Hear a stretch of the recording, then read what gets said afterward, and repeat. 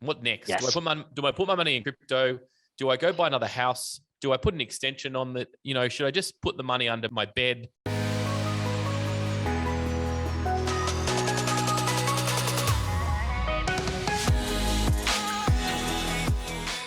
Hey, welcome back to the Marketing Muscle Up podcast show. In this episode, I'm really excited because we're talking all about money. We're talking all about profit. We're talking all about wealth creation. Now, don't turn the podcast off, because if this conversation scares you, you need to listen to it really, really carefully. Now, I've known this gentleman for a few years now, and he really is the number one game player in this space. It's Jackson Millan, also known as the Wealth Mentor. Now, he's an award-winning entrepreneur and wealth coach. He's been there, done that, which I like most importantly. He's also the author of the international bestselling Enjoy the Journey. Isn't that interesting? Enjoying the Journey, Create Wealth and Living the Life You Desire. It's been featured on the bestselling list in 8 countries across 15 categories. That's huge. Now, over the last 15 years, Jackson's spent dominating the wealth and business strategy space, not just a business coach in that space, but also helping to generate over 1.5 billion in combined, with 1.5 with a B in combined wealth. And he's personally scaled multiple 7-figure businesses and helped his clients do many of the same thing. I first met Jackson a few years ago, I think an event, or actually through a good friend of mine. We've been having a few conversations like this, and so I'm really interested to get into it. Jackson, welcome to the podcast. Mate, thanks for having me. I'm really looking forward to chatting about money and wealth and all things financial. Yeah, totally. Now, I've got some preset questions here, but your knowledge goes more than a few questions. Jackson, you're in the forefront of changes, and at the moment, Jackson, there's a lot of changes happening in the space.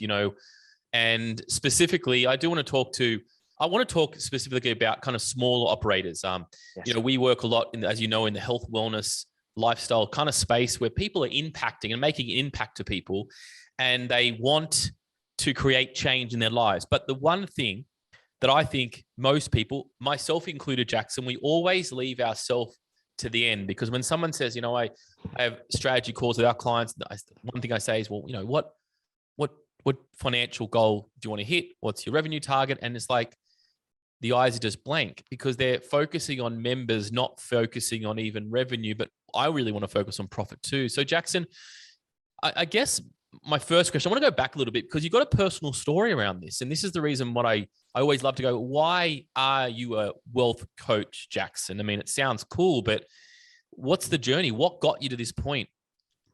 Yeah, it's a really good question, mate. So this all started with my parents. So my parents were business owners. My mum was a hairdresser. She was an award-winning hairdresser, phenomenal at what she did. Yeah. Some of the best in the country. And my old man was just really great with his hands. He was a tradie. He had lots of different trade businesses, and he had the potential to be a great entrepreneur. He was really good at starting things, but wasn't very good with following through. Oh. And the grass was always greener at the other side. Oh yes, we can all feature that. Yeah, exactly. But the big thing for them is that they were like Oliver Twist, right? It was always hands out, and it was just like they would work incredibly hard and they would ask for more, and it was if they were begging to be paid what they needed to just survive. And survival was really what we did. We never really went without anything, but there was never any excess. There was just enough. And I come to realize that hard work didn't mean financial freedom. Yep. And I realized that my parents didn't understand the language of money. They were working for money as opposed to money working for them. So I decided that I was going to go down a path to kind of break the catalyst. And I started training to become a financial advisor. Right. And I very quickly realized that the financial advice industry really only wanted to help 2 types of people. They wanted to help people who were already wealthy and make them wealthier. Yes. Or they wanted to sell commission-based products to people like my parents who quite frankly didn't need them. Yeah. And it really was disheartening for me. And I was ready to hang up my hat, but then I asked myself, okay, if you're going to do this the way that you wanted to do it, what would it look like? So I binned the term financial advisor, and I started calling myself a wealth coach. And I started building a syllabus, a framework, a system that allowed me to educate my clients to make money work for them. And here is the fundamental issue, Richard, because most people, fitness professionals specifically, are immensely passionate about what they do. Totally. And I'm sure you agree that the vast majority of fitness and health professionals believe that health is a God-given right. It's a human right. Everyone should be entitled to be healthy. Yeah. That comes with a lot of guilt Mm. because I'm sure if they could, they'd probably do it for free. I know they do it for free. And they do it close for free because they don't ask for what they really deserve. But the problem is here that we've got this vicious cycle, this double-edged sword. And this leads us to paying ourselves last, burying our head in the sand with the numbers, becoming a financial ignorer, just expecting that hard work and more reps is going to result in better results. And it just doesn't. And there's two things that you need to master in your business, your fitness business specifically. You need to master your marketing and you need to master your money. And if you can nail those two things, you are unstoppable. You can work through recessions, you can work through events like the GFC, you can work through COVID, you can work through anything. Those are just the tools that you need to be able to thrive in a modern day business today, particularly in a marketplace that's so crowded like the fitness space. Yeah, very interesting. And I think it's very true. You know, we do want to help people, and it's really important to do that. You mentioned marketing and money, and you know, obviously that works well for us because we're in the marketing and you're in the money game. And we also believe that if you can't get leads in, well, you know, and as our friend Steve Jensen says, sales solves all problems, but you need leads to get to that point. Let's just kind of go like a micro point here.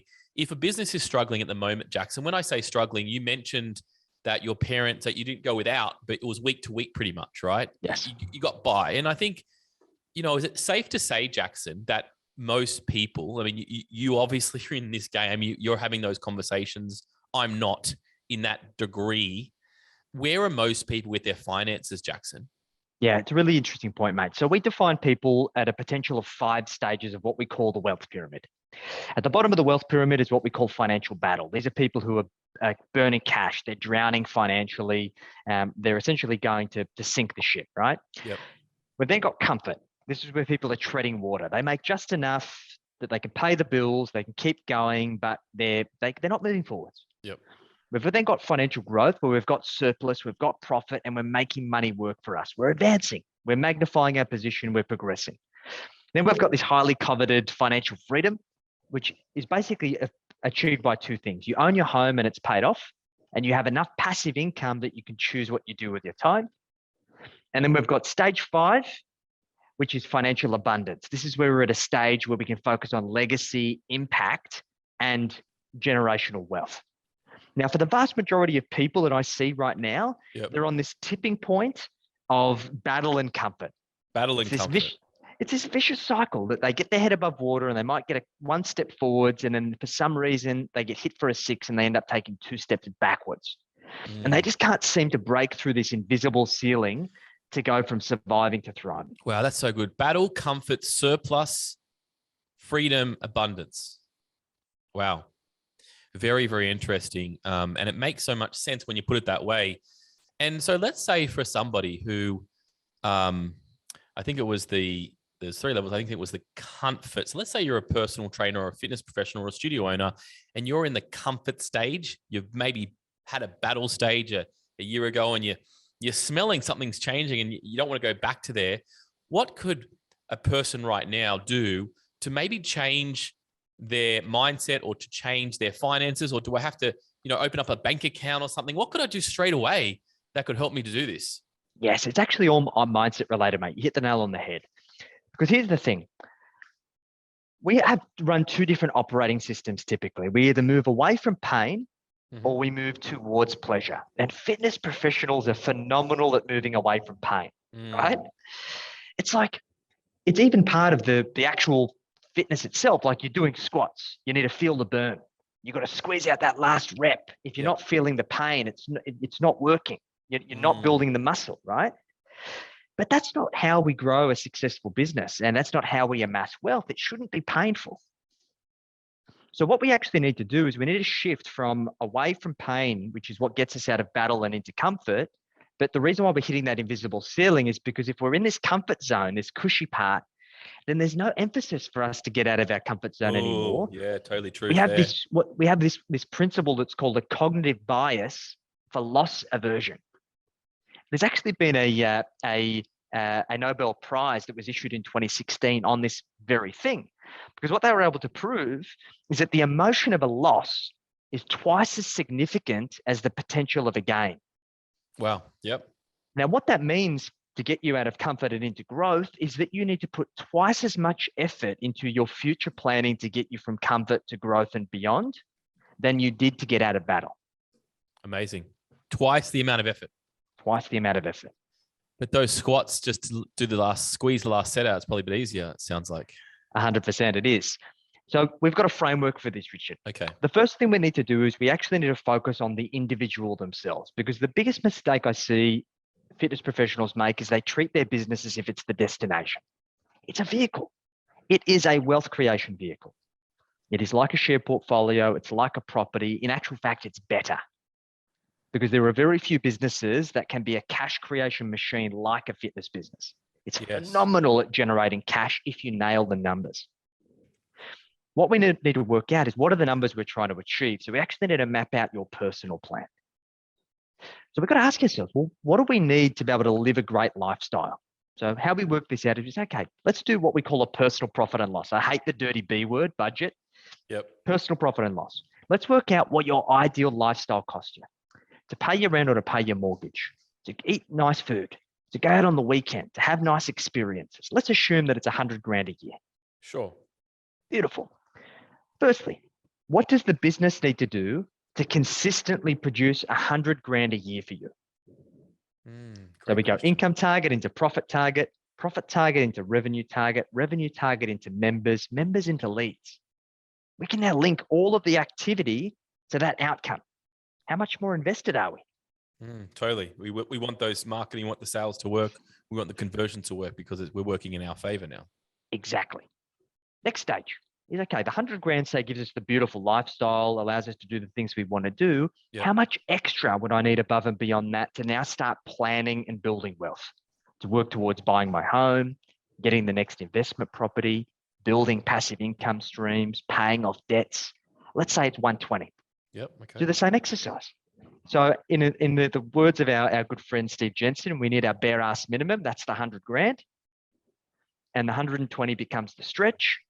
And that's in the cushy zone where we find ourselves at that stage 3 of growth, where financial freedom and the path towards it becomes presupposed, as long as we can hit those numbers.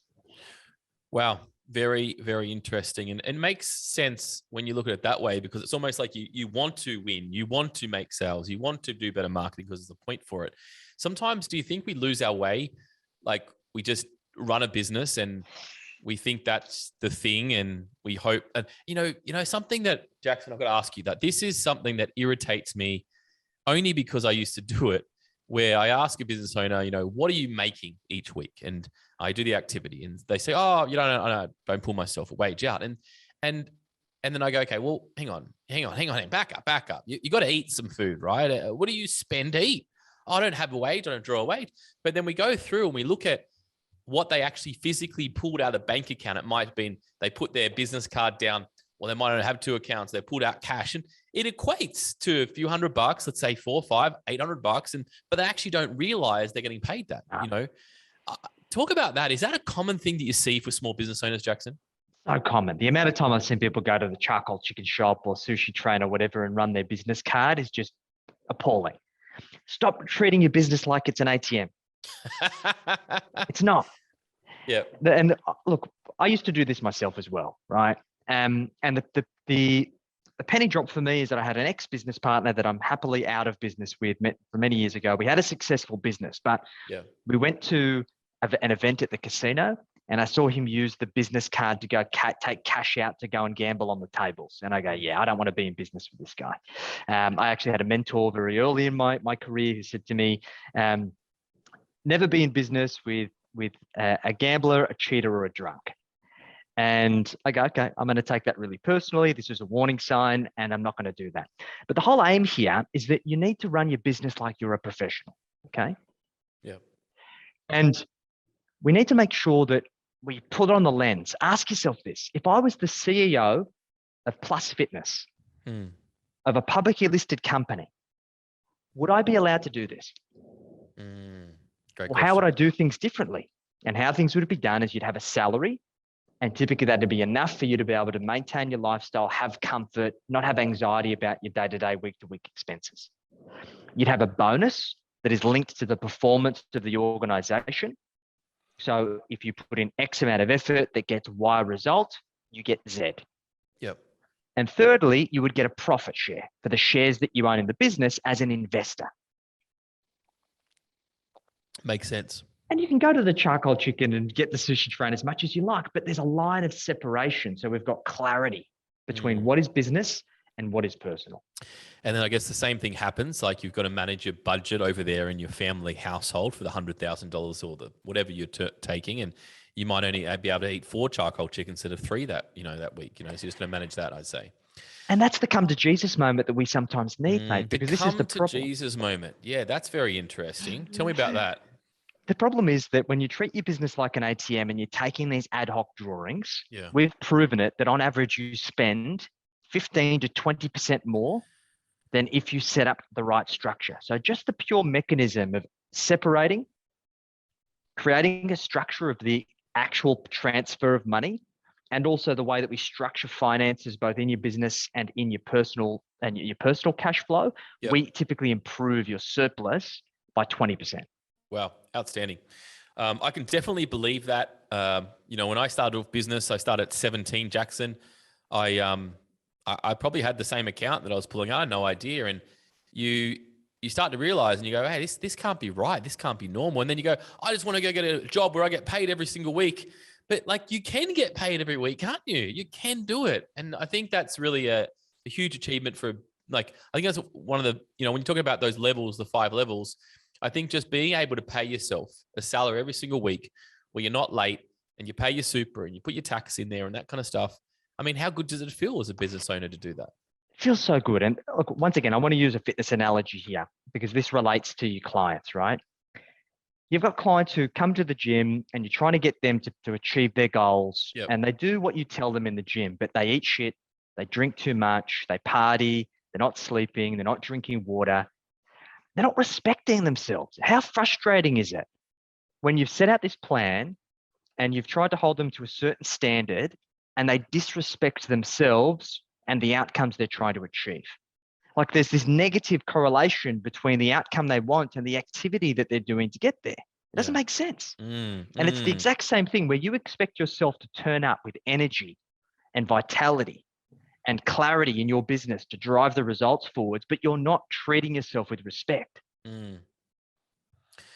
Makes certain sense. It all comes back to those personal, daily, whatever you do to ensure that everything's working in a bit of a flow, not a force. Correct. Listen, let's break up the podcast a little bit because I heard a rumor, Jackson, that I've got here. What's one thing most people don't know about you? And it says IG, a huge Star Wars fan. Now, I don't know if that's a mistypo. Is that correct? Are you a Star Wars fan? I'm not a huge Star Wars fan, but I do like Star Wars. My girlfriend is probably a bigger Star Wars fan than I am. Right. She's a big geek. But in saying that, my nickname as a kid was Yoda. So Yoda. That's where that come from. And there's another interesting fact before we get to more questions. Now you've moved to up north, and yes, whenever I'm on your Facebook profile, Jackson, in between my household with Joey, we have a little snake problem here as well, where we are not as big as yours, but it's Jackson, the snake man over there. That's what we call you. Tell me about you ripping snakes off your chicken pens. I mean, how do you do that, and how'd you learn that, Jackson? Because you can learn things pretty fast. I'd love to digest just a little bit on this snake conversation. Yes, mate. So we spent about 9 months traveling around Australia in a 4-wheel drive in search for our dream home, and we found it in far north Queensland. So we bought a 70-acre property that backs onto about 5,000 acres of World Heritage rainforest, and we've turned it into an animal sanctuary. So we've got about 62 animals so far, plus the wild ones that run around. But because we are in the middle of the rainforest, there are some big pythons. And I think so far we've really relocated 35 or 40. 35, wow. Yeah, 40, I think the biggest one was about 6 meters. And you relocated those yourself, Jackson, is that right? Well, the problem is where we are, Yeah. there's no way we're getting a snake catcher out here. So I had snakes as a kid, Yes. so I'm not afraid of snakes at all. And I just realized that we needed to get the job done. So I had my phone in one hand filming. I've got my other hand with a little hook trying to get the snake. I try and capture all of it for the entertainment of my social media friends, and it's been very entertaining so far. It has. Well, It's talk about marketing. It's anything snake related is definitely going to get attention in any news feed that you have. That's for sure. It's very polarizing, I tell you. I've got some people who have unfriended me because of their fear of snakes. I've had others who've conquered their fear. So it's polarizing, definitely.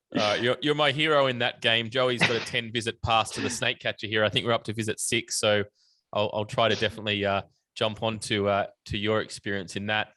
But Jackson, getting back to the game of growing your fitness business. Okay, let's say, we're on board and we are paying ourselves. And we've got a house and we kind of getting the repayments done and the business is kind of okay. But a lot of people struggle, Jackson, then with, what do I do? Do I keep just working really hard? Do I put my money, the little money that I might have or the little profit that I might have, and not to be negative here, if you have a lot of profit, and I'm just trying to, I guess, pin it to, a traditional business owner who's done okay. They've got by. They're okay. They're paying themselves. Their kids are okay. Everything's good. But it's like, where to then? What next? Yes. Do I put my money in crypto? Do I go buy another house? Do I put an extension on the, should I just put the money under my bed? What's the, the advice, if you can give advice around, that kind of people, maybe in the surplus, the freedom area kind of zone? Sure. Yeah. So look, ultimately, this depends on the type of business that you want to grow, right? And the aim of the game should be that you should be building wealth independent of your business. Yeah. Because we can amass a huge amount of wealth in our business, but it's risky, right? Mm. And we've seen the number of fitness businesses who have been impacted through COVID, what's happened to their valuations. It hasn't been nice. I definitely believe it will bounce back. Yep. However, it's going to take time. So for this reason, we want to take our business profits and we want to turn it into personal wealth. Okay. The aim of the game is that there are only 3 predictable ways to build wealth in this world. Okay. There is business, so building value into your business, buying other businesses. Yep. There is property, being your home and building an investment property portfolio. Yep. And there is shares. And we don't want to be stock pickers, guys. Don't pretend to be an investment guru and you're like, oh yeah, I like BHP or I like CBA or I like Tesla or whatever. Accumulate the share market using index funds. Okay. That allow us to bet on entire markets, not individual companies. Got it. Okay. So my strategy is exactly the same. My business at the moment is worth 6.2 million. I have a property portfolio that produces cash flow for me. And I'm in the process of accumulating 2 investment properties a year. And all of the remainder of my surplus goes into a single Vanguard index fund. Okay. That's diversified across the whole world. It's simple. So the aim of the game here is that it's just about the system of allocating money into wealth. The problem for most entrepreneurs is that it's boring, and it should be. It should be boring. Okay, tick. The issue is that for most people, they try and get their kicks from their investing, and that's not where you should get your kicks from. So you don't think I should download the CoinSpot app, Jackson? Look, I dabble in a little bit of crypto, but it's money that I can afford to lose. Yeah. And I've said it that I invest in speculative investments, startups, crypto, or anything of the like to a maximum of 5% of my net wealth. And not all of that is allocated. I think at the moment, I probably only have about 70,000 allocated to speculative investments, and it's play money. Yep. So unless you've got a sizable portfolio of wealth, don't go and speculate. Sure, there's been lots of millionaires and billionaires created, but there's been more people who have lost money as a result of that, and money they couldn't afford to lose, than those who have skyrocketed to financial freedom speculating on these untested asset classes. Yeah, I love it. Speculating. Okay, so very interesting. So basically, you're saying keep it simple. With those allocations you have, and when, and maybe we're going a little bit deep here, but when do you? Let's say you got the one property, and you may want to get another. And this is something I literally just came across today, right? Someone's just got a house that I know, just bought into a house. Their fitness business is doing okay, but not amazing. Okay. They've got a little bit of money that came in. We're talking about, I think maybe 50 grand or something like that, a bit of profit. And so they're saying, well, I want to go buy some new equipment for my gym. I want to redeck it out. Do you think that's the best way to go about now? Or that $50,000 can go somewhere else, Jackson? What would you? I agree. I mean, for that specific answer, I'd love to know your thoughts on that. Yeah, my thought process on this is that there's so many business owners who use this throwaway line, I'm going to reinvest back into my business. Yes, reinvest. It is in the 9 times out of 10, it is a poor excuse for money mismanagement. Because a reinvestment requires you to say, okay, I'm going to go buy $50,000 of equipment. I know that it's going to take me 12 months for that equipment to be paid off for me to reach my break-even point. Yep. And for every month thereafter, it's going to be providing me with a 10% yield, right? Because it's only when we can crunch those kinds of numbers that we can go and compare it to buying an investment property or investing it into the share market. Because what we're trying to do is understand the true opportunity cost of all of these investments side by side. Because back on my previous point, if we've got 3 things we invest in, our business, property, and shares, yep, what dictates me investing in one or the other? So for example, I buy businesses every single year. I'm currently buying 3 at the moment. And the calculations I've done on those businesses is each of those businesses provides me a 33% return on capital every year. Excellent. And I've used equity in my existing business to be able to acquire those. So 0 cash down. So in actual fact, it's an infinite cash on cash return. So it's a 30% return on equity, but infinite cash on cash return. So of course I do as much of that as I can. But I also recognize that business is risky. So I go and look to buy a residential property. Let's say I put a 10% deposit down. Let's say that property goes up by 10%. That is now 100% return on my cash on cash. Wow. So because I understand those numbers, I have the ability to make objective forward-facing decisions. The problem here, Richard, is that most people are doing this based on gut feel. Gut feel or things that maybe their parents have done or not done, or advice they've got from somewhere. Correct. And the best thing that you can do is stop letting other people fish for you and learn how to bait the hook and fish for yourself. And it's not that hard, guys. And tell me then, wealth, you're a wealth coach, you're known as the wealth mentor.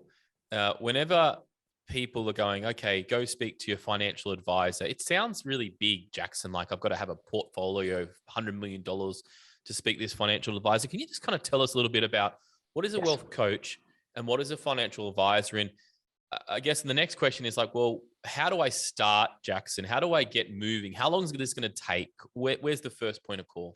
Yeah, so look, I sound like I shitbag financial advisors, but I don't mean to. They just serve a different purpose than what many people need. Okay. So the point of distinction is that a financial advisor typically is going to offer you a done-for-you solution. Okay, yep. They're going to say, hey, come to me, tell me what your goals are, tell me what you're trying to achieve, tell me about your current financial situation. Yes. And I'm going to advise you what to do.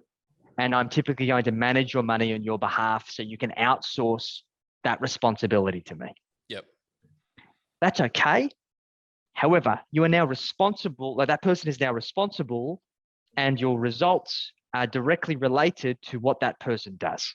And you're reliant on them. And as long as you understand that and you're okay with that, then that's fine. It's like for our clients going to a marketing agency to go and get them leads, or they can probably learn it themselves. Exactly. Okay. Financial. So whereas a wealth coach will teach you the strategies. They do it with you. They'll take you through the same process of defining your goals, understanding your current position, but they will teach you the various strategies and tactics of how they work, when to use them, how to evaluate them, and most importantly, teach you the decision-making frameworks to make better choices for yourself. Because it is my opinion that no one will ever love your money like you do. So it is a duty of yours to learn how to manage it better for yourself, even at a foundational level.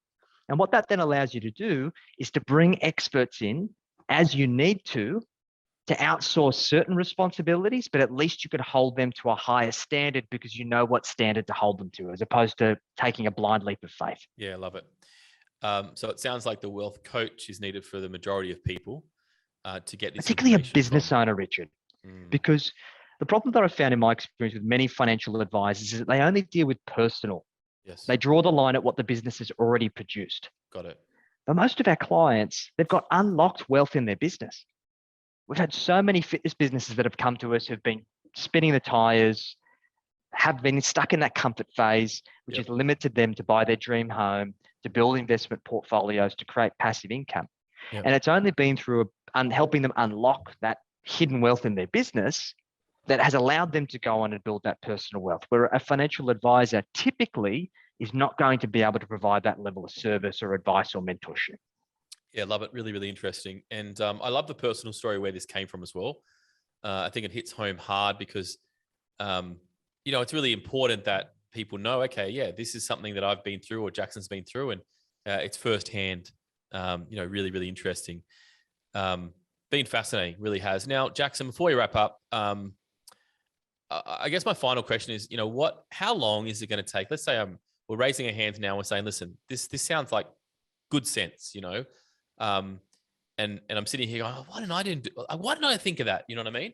And how long do you think it takes for somebody to get, and depending where they are, but how long does it take to somebody to get, I guess, better systems with their money, feeling confident with their money? They may not have reached that financial freedom stage yet, but how long does it generally take for somebody to get on the right path in your experience? It's 3 months, really is. It's 3 months of implementing the right financial foundations, of renovating and getting all of the financial skeletons out of the closet, fixing things up, optimizing how money flows, both personally and in your business, and setting up the right systems. So we can automate things, we can streamline things, we can free up bandwidth and get you focusing on the future. And in our experience, our clients are on track to create financial freedom in 10 years or less on average. 10 years of this. Excellent. And look, it is a marathon. And for some people, that's going to sound like, oh gosh, 10 years is a long time. But I think most people overestimate what they can do in a year and underestimate what they can do in 10. And there's so much we can achieve along that way. It's not just no financial freedom to financial freedom at 10 years. There's a transitional framework. But the big part here is at least having a plan to follow, a roadmap that's going to help you guide and make your decisions confidently.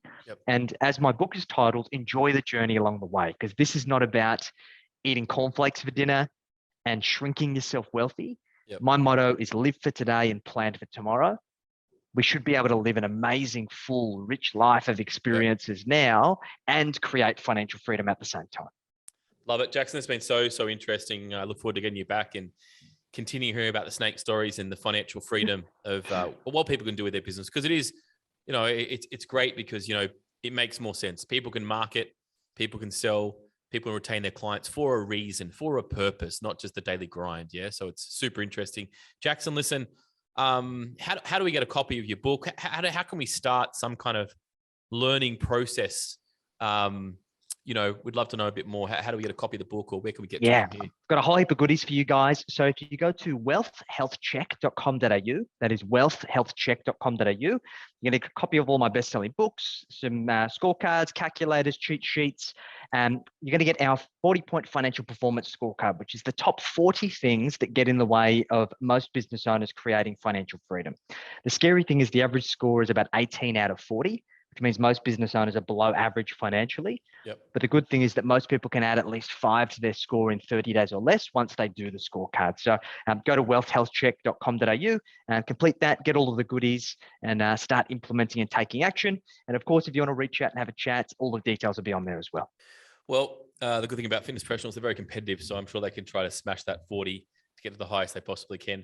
Jackson, it's been great. And if you are listening to this team, Jackson's going to be at our Com Immersive for our Ninja and Com community clients. I look forward to hearing you there if you are listening to this podcast in real time.